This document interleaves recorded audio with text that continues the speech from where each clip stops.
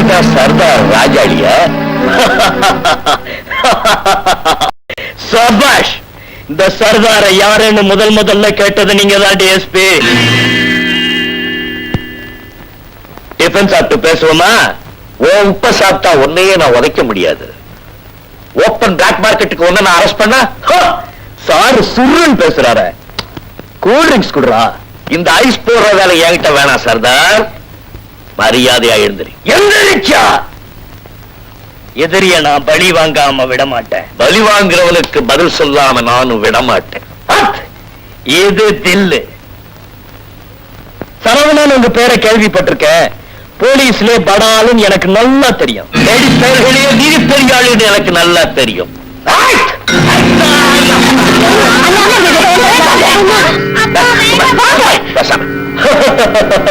குழந்தைங்க கூப்பிடுறாங்க. போங்க போங்க.